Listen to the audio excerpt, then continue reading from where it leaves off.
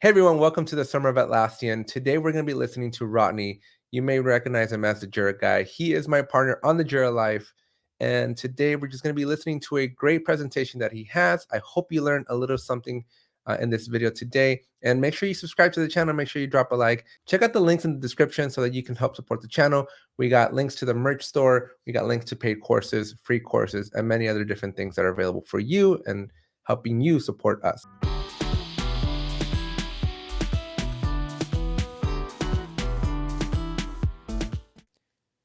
This video is presented by Resolution. So in typical Summer of Atlassian fashion, we like to kick things off with the best, right? I'm not a save the best for last, but we like to start off strong, and you, my friends, still hold the record. Last year's interview was the most watched interview in the entire Summer of Atlassian series 2.0. You're coming back for our 3.0 series, so no pressure, but the bar is high. You said it yourself. I'm going to try. I'm really happy with this presentation. I've given it a few times before, and yeah, we'll see how it does this year. Well, I'm excited for you. The floor is yours. Thank you again very much for volunteering and offering an hour of your time here. I just can't wait for everybody to watch this. So thank you. All right, thank you. So before we get started, I just want to ask a quick question for you guys to keep in your mind as you're watching this. What is your biggest headache today? Just keep that in mind, think on it, because it's something we're going to go back to. So who am I? Well, by day, I am Rodney Nissen. I am an Atlassian admin and have been for 10 years. I am an Atlassian community leader. I think we're calling ourselves champions now. I am an Atlassian Certified Expert, and for my day job, I am a consultant with Release Team. However, as Alex introduced me a bit ago, you probably know me as the Jira Guy. I am a blogger at JiraGuy.com. I co-host the Jira Life podcast with my partner in crime, Alex. I have been a part of the Atlassian Creator Program for a while now, and in spite of what the picture may tell you, I have never fought crime. I feel that's important to say. So what are we going to talk about today? Well, we're going to go through the agenda real quick so you understand that. We're going to talk about what a triage center is and why you need it in your process. We're going to talk about what's your priority, figure out what needs to be done first, why you need user self-service to avoid tickets in the first place, figure out what you're spending your time on and how to deal with that, and then we'll wrap some things up. So what is Triage Center? Well, it is your preliminary assessment you go in first when you go into an emergency situation, either an ER or a remote center. It's where they're trying to figure out, okay, what is wrong with you? The other thing they're trying to figure out is how urgent is the problem? Do we need to handle you first, or do you have some time you can wait? Or in very severe situations, is it already too late? Also assesses the nature of treatment, what you need in order to get better, and do we have those facilities in place here, or do we need to transport you someplace that does have those facilities? So what does this have to do with JSM and running a queue? Well, just like an ER, every ticket's first stop in your queue should be a triage step. You should have a dedicated resource, someone who is your first stop looking at this and making decisions about these tickets. Now, this does kind of create two queues. You could do this physically, or you could just be understood in your workflow. But you have an incoming queue, which is the raw stuff coming from your customers, and the stuff that has been triaged and is ready for work by your agents. Now, this causes a bottleneck. You have one person who has to look at a ticket before anyone else can work at them. That is the definition of a bottleneck. So make this a rotating job. This is going to suck. We in IT, we're here to fix problems, and the triage person is not fixing problem. They're checking people's homework. So make it a rotating job, make it a shared responsibility, just like you do with any other job that is not fun. And think your response person, your incident response plan. Likewise, because this is a bottleneck and you only have one person, you need a secondary or a backup. If that person who has triage is out sick, on vacation, whatever, they need someone to keep that queue going, which means you need to have a backup. With this being one stop that every ticket has to make, a ticket surge where you get a bunch of tickets at the same time, can overwhelm your triage. This is, again, we're having that secondary person who can hop on like, okay, let's tackle this queue, let's get through it, can definitely help. So we talked about how to set up a triage. What does it even do for you in your JSM queue? Well, the first thing it does is figure out if the request is clear. Look, we all IT, we've all gotten that the internet isn't working ticket.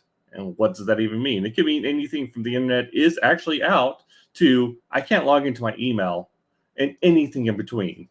So the first question that your triage person asking is this request clear? Second thing they're going to ask, is there enough information? As Jira admins, particularly, we've all gotten, we want a project and no details whatsoever. Not, is it an agile project? Is it a JSM project? Do you need custom fields? Do you need a custom workflow? No, just we need a project. So their second job is to go, okay, do we have enough information for the agent to actually work on this ticket? If not, I need to interact with that customer and get that extra information. Are we the people who are even able to resolve this? Likewise, people can't log into Jira. They're going to send us the ticket as an example, but we may not handle passwords. That may be a whole identity team that they need to interact with. We could direct them before an agent even sees the ticket to the proper resource. It saves the customer headache. They're not feeling like they're going to run around because they're like, look, we can't help you, but we know the people we are, and we forward the ticket to people who can help you. And that's a very important step. Is the priority correct? Is this something we need to handle immediately? Or is this something we could wait a little bit on? Again, that urgency question. And also, is this an emergency? Is something down that we need to drop everything, all hands on deck, handle immediately? Or is this something just a normal everyday ticket? And the last question they're asking is, this is VIP. Look, the reality is, if a VP is entering a ticket into your queue, you might want to handle that, especially if they're your VP, a little sooner than you would normally. Is it fair? Probably not. But is it reality? Yes. So now that we talked about why triage center is important and what it does for you, let's talk about how do you actually determine what is your priority.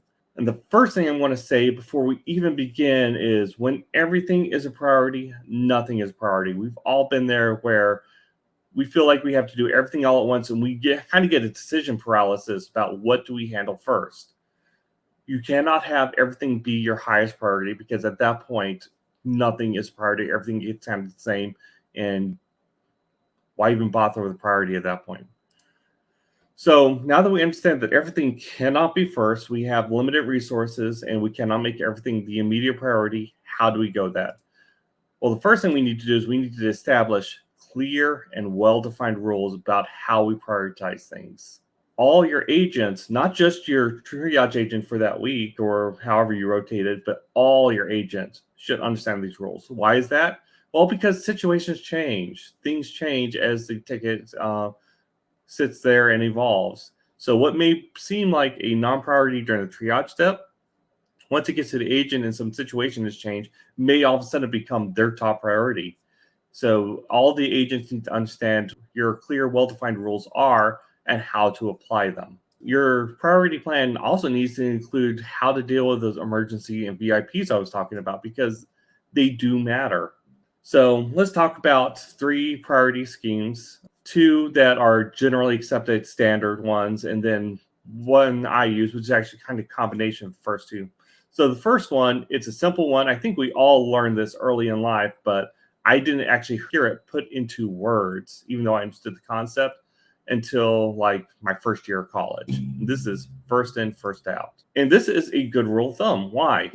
Well, because it solves your oldest tickets first. If someone has been waiting in line longest, they get handled first. This is a fair way to do things. This is how we handle most.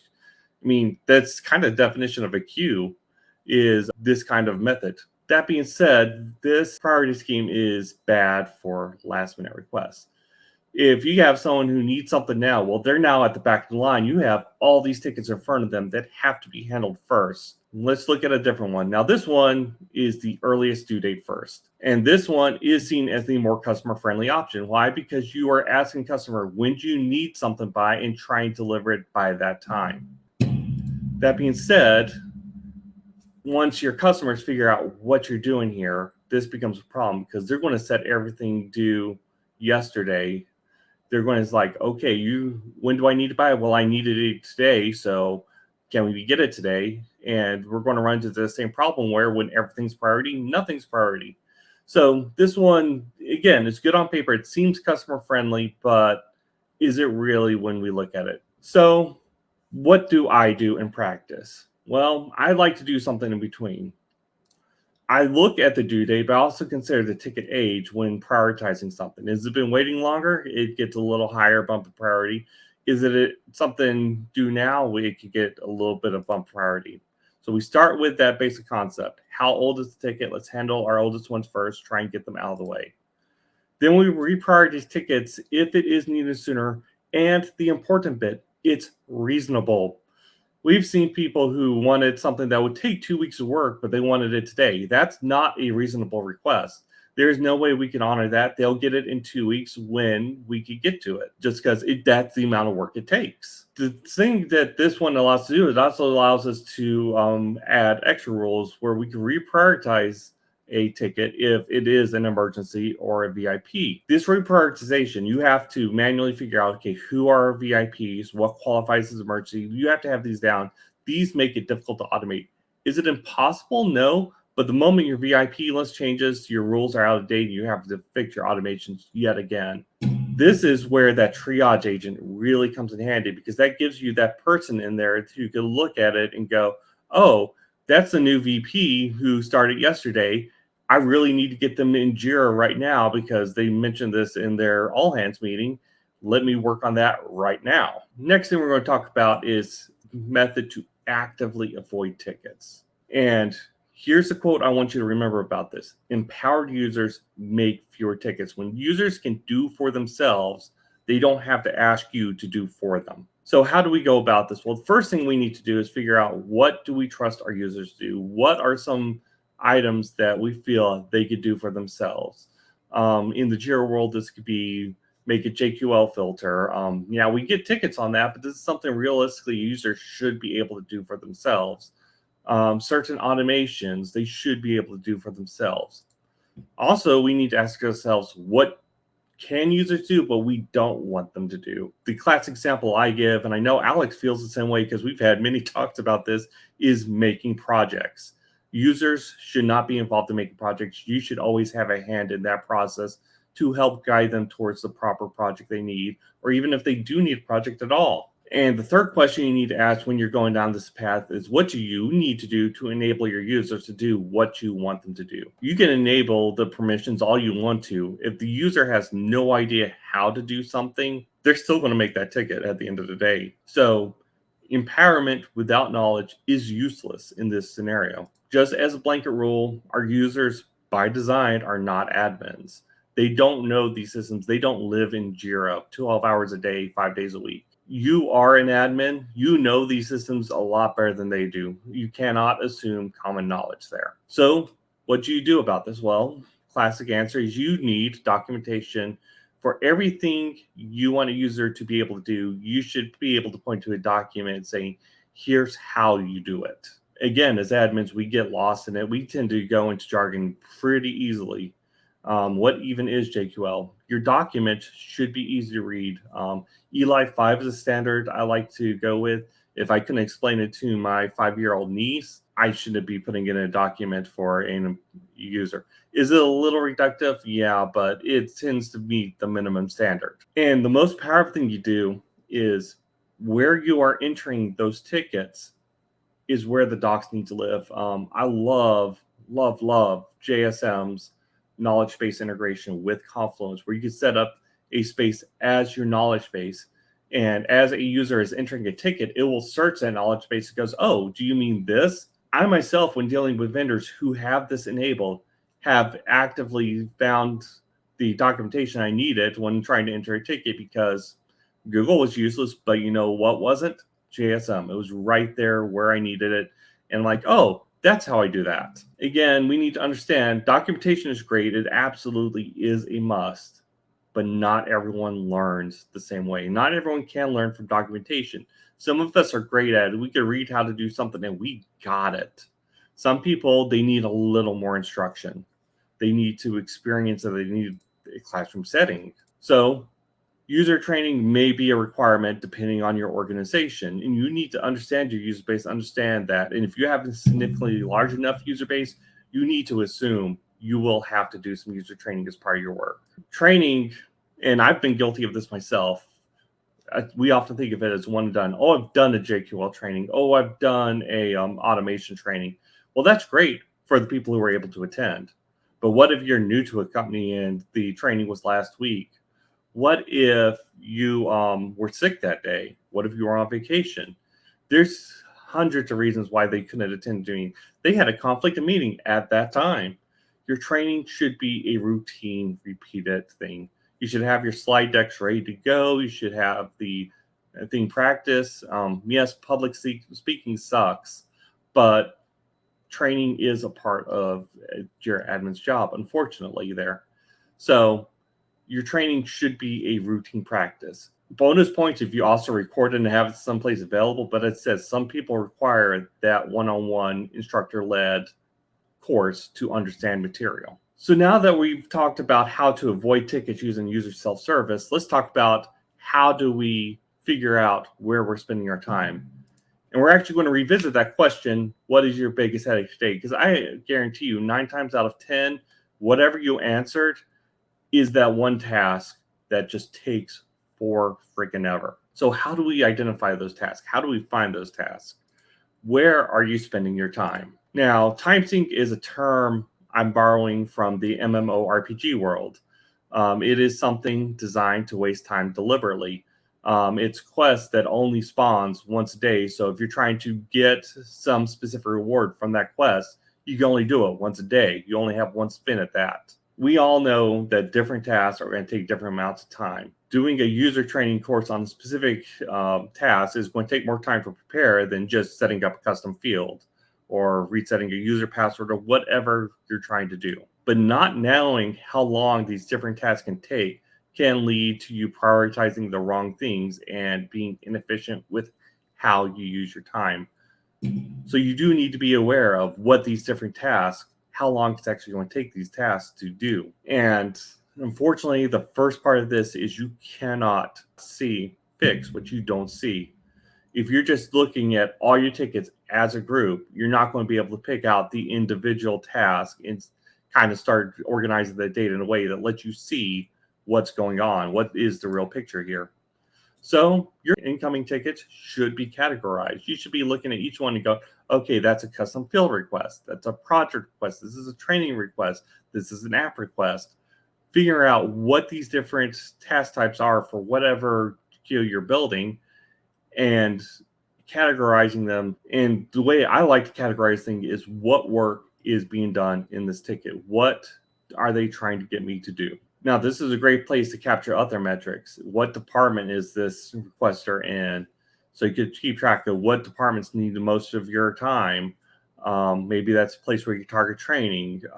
There's other metrics you can capture here too, but you definitely need to start with categorizations. So we got all these metrics. We go through. Our triage agent is categorizing stuff as they come in. What do we do with it? Well, I'm going to tell you right now, you need to pull this data often to run metrics on them. And my favorite tool to run metrics once I pull this data, honestly, and this is very embarrassing to say as a Jira admin, but I can't really do the kind of analysis I need to do within Jira. Pivot tables are a great utility within any sort of spreadsheet software that lets you kind of organize the data and see what's going on with different metrics. Some metrics you might want to be looking at is how many tickets are you closing in a given time frame? How long did each ticket take to close? That being said, you kind of have to be careful when analyzing these metrics to figure out what's actually going on. And we're actually going to take a look at an example for that. So this one is for a given time period. I'm going to say a month here. This is how many tickets are closed per category. Now, this is example data. This is not from a real Jira instance. This is random data I generated that is meant to look like it, but I go into your teams and going, you should be doing 50 user provisions because the Jira Guy said so. That is not what I'm saying here. This is example data. take it as such. But that being said, we look at this, we see number of tickets, we go, oh, we're handling a lot of user provisions requests. Maybe this is where I need to spend my time, figure out what's going on here, and make that a more efficient process. So my agents aren't spending all their time on user provisions, right? Because we're closing a ton of those. Well, let's look at the same data under a slightly different filter. And this is the average time per ticket to close. And this is telling, with the same data, a very different story. Yeah, we close a lot of user provision tickets, but they take no time, in minutes, to do. So even though we're doing a lot of them, is it really something we can optimize?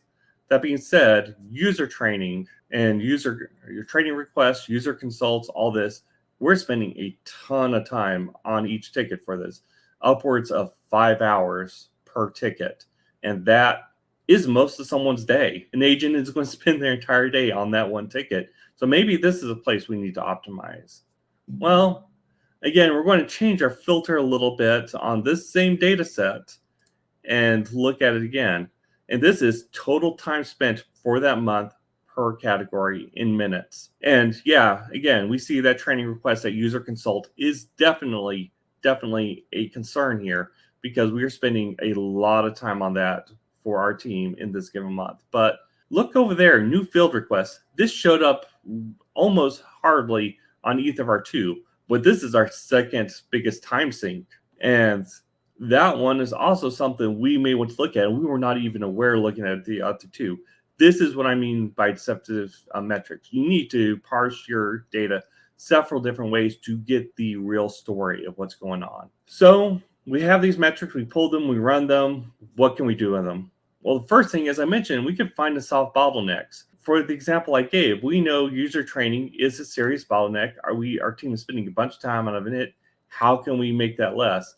Again, this goes back to that documentation, having training sessions recorded, doing training sessions. So we're not getting tickets in asking, how do I do X, or I need help with Y. We could calculate our service level agreements. SLAs are great for communicating how long you expect something to take. I know a lot of people use it as a performance metric, and we're going to go into that in a second, why that may not be the best idea, but it's definitely something you don't want to guess on how long something should take. You have the data, you should be able to calculate it, and we'll get into that in a moment. Determine who your customers are. If you're writing all your documentation, assuming your customers are the engineering team, but you run the data, find out that most of your tickets are actually coming from marketing, is that documentation you wrote with engineering in mind going to be appropriate for marketing? They're not going to have the same technical knowledge. So you may need to rewrite and redesign your training plan, your documentation plan with who your actual customers are. Now, I'm going to be the bearer of bad news here. Yes, we're going to be able to figure out what our bottlenecks are, but some tasks are just going to suck. We can optimize them all we want to, and they're still going to take a long time. So what do we do when this happens? Well, we need to get in front early and set user expectations. Like, look, we've done this a good bit. We know this task is going to take a while. We apologize for that. We are working on it, but you're still going to have a bit of a wait. Get in front early and set user expectations. How do we do that? Well, we go back to those SLAs we were just talking about. If you set your SLAs properly based on your data, it will help inform users that, hey, this is going to take a while. Here's how we expect to work. This is on average when you expect something to be done. And the fact is, if you inform them early that this is going to take a while and they have that expectation early, they are less likely to complain. Is this going to solve 100% of, hey, why is this taking so long? No, but it will solve most of them, and you'll have happier customers for being informed early. So how do we set SLA? Well, I'm going to apologize here because we're actually going to have to do some math. Now, this is easy math. This is multiplication and addition. We're going to give you most of the numbers. This is really plug and chug. We're going to use the average and standard deviations to kind of generate based on what percentile we want to hit of the data.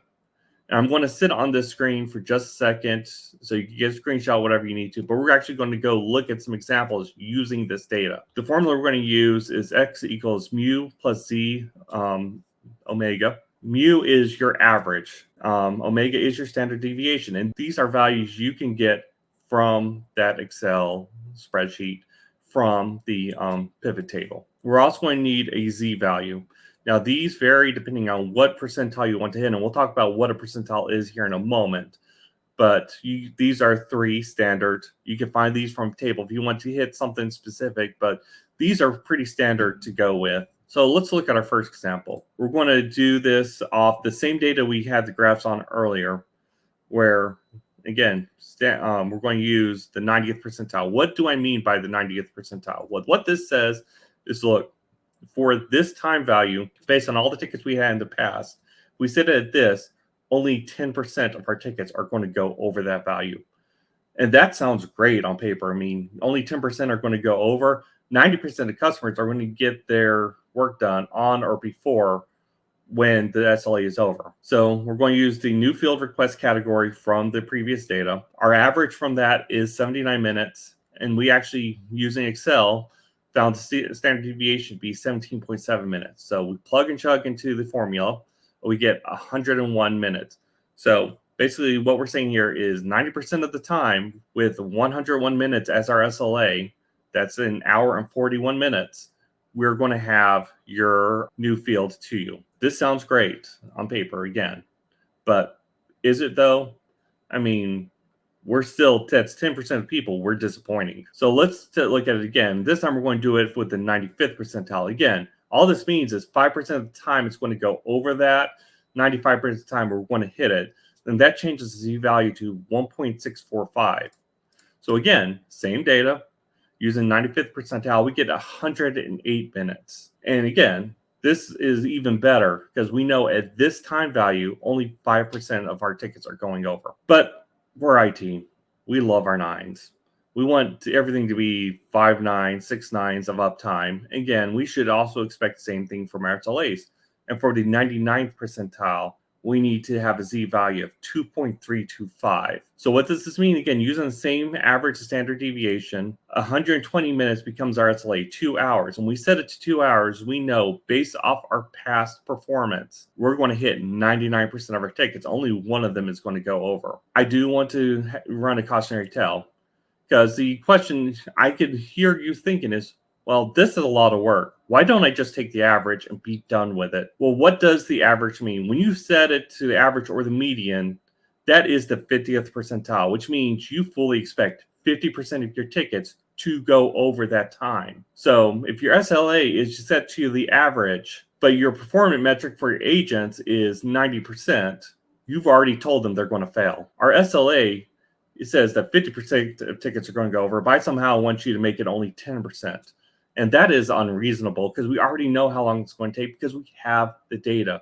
We have run the numbers. This is why using a percentile is a more realistic outlook. Yes, it is a bit more work, but once you get it done, this is something you could plug and chug into a formula and get the numbers out based on what's actually going on. And there's even a few apps in the marketplace now that can help you with this information. So while we're still talking about Scotty, or the SLAs, I'd be remiss if I didn't talk about Scotty Principle. And I hope you'll allow me to geek out for a minute.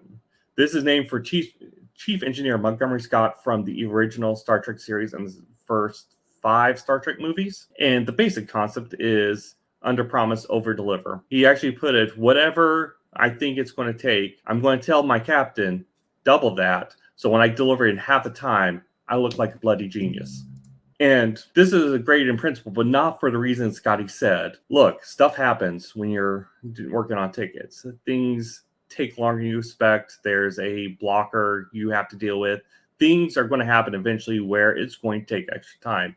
If you have the extra time built into your SLAs to deal with this, kind of pad it a little bit, you could deal with these unexpected situations. That being said, looking good is definitely a great benefit of the Scotty Principle because you do deliver most of your tickets before their SLA because you added that extra time in there. Let's wrap this up real quick. The first thing you need to do is triage your tickets. This allows your agents, once they finally do get the ticket, to be able to work on them immediately and not have to waste time with back and forth with customers. They could go, okay, I have everything I need to go. I could just go. You need to have a clear priority plan. This allows you to know what needs to be worked on immediately so you don't have chaos, you don't have those inefficiencies. You can work on the stuff that actually matters first, and then you get to the lower priority stuff as you have time. Enabling your users is a great way to avoid tickets in the first place. It's a bit of work up front, especially in training and documentation, but doing so leads to less tickets in the long run. You need to understand where you spend your time. What are you spending your time on? And then set those SLAs appropriately on what you're spending your time on. And then just encourage a positive environment. This is setting your SLAs properly so when it comes time for performance reviews, your agents actually have a chance to hit them, and making sure that everyone is on board with the plan. That being said, thank you, Alex. Thank you, everyone on ApeTech. If you want to find me, you can find me on my link tree, or you contact Release Team directly. Thank you. Thank you. That was great. Exactly what we were hoping to do. Thank you again, Ronnie, for this opportunity here and for kicking us off. Tremendous value you're providing here to the community, and hopefully in the comments, if you learned something, if you took something of value, let us know. Good feedback for Rodney. Good feedback for everybody, right? And yeah, so thank you again, Ronnie, for taking your time here. All right, for everybody else, if you haven't subscribed already, please make sure you smash that subscribe button right now. Hit that like button as well if you found value out of this video, and don't forget to check out that link in the description. Rodney, I'm going to put all your contact information down there as well. But we do have a merch store. We have paid courses, free courses, memberships, many different ways for you to help support this channel. So check out those links down in the description below and connect with Rodney. Thank you again, Rodney. You're welcome. And remember, have you updated your Jira issues today? This video was made possible by Resolution.